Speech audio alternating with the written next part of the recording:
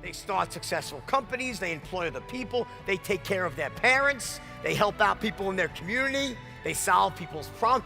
They're eagles.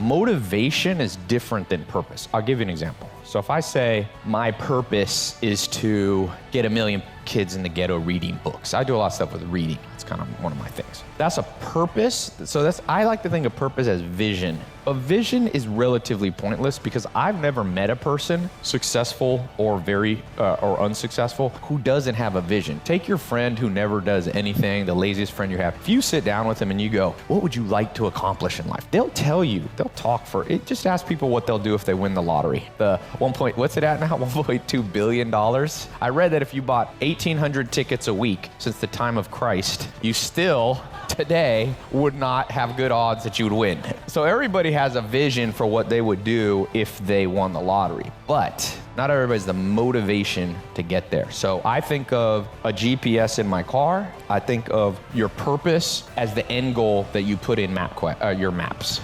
While on your path to success, you're going to come in contact with an incredibly vast variety of different individuals in your life. And what you should be thinking is, how can they help you and you help them as well? Because if you're able to help them, then they're going to be very likely to help you down the line when you need it. Because you want to be connected to as many different people as possible. You want to keep everybody on your good side for as long as you possibly can. Because the more people you have at your exposure, the more chances that you're going to have in your life. Because a lot of time, it's not about what you know, but it's about who you know and how you can get connected in areas where other people are that you know and trust, and they know you and trust you as well. It is a two-way street, and in order to get that access, you have to treat everybody fairly, no matter who they are or what their background is. Because when it comes down to it, nobody on earth is better than you, and you're not better than anybody either. It's all about how you look at it by perspective. Because if you constantly think that you're better than other people, and you're not going to pay the people who you think are better than you any light of day, and you're going to be extremely jealous of those above you and not care about those below you, then your mindset is all messed up, and you need to make sure that you have an open idea and an open mind to be able to willing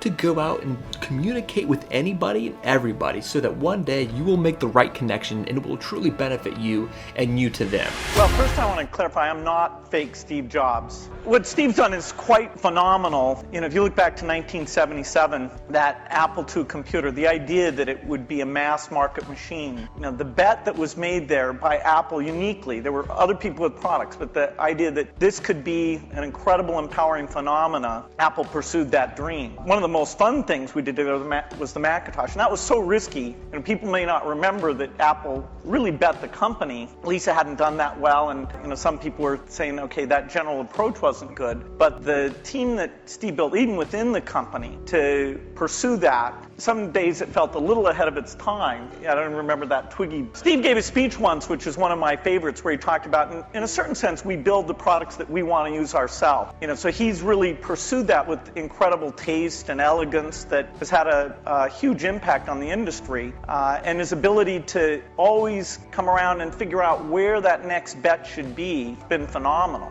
Deciding as you look at your life, as you look into the future and say, what fears am I holding on to? What fears that I'm allowing to imprison me, that's keeping me from breaking out, that's keeping me from living up to my true potential, that's keeping me from really being happy, that's keeping me from having a sense of adventure and excitement in my life? What's keeping me from controlling my destiny? What fears that I'm giving that permission to? Notice what I said, that we must give out permission to fear to immobilize us. Because whatever discomfort you experience, whatever challenges or difficulty that it is, you got to handle it. Got to go up in there and wrestle with it. Will it be easy? No. Will it be challenging? Yes. A friend of mine who's going into recovery. He's been addicted to crack cocaine for years and alcohol. And he was talking about how challenging it was and why he was dreading going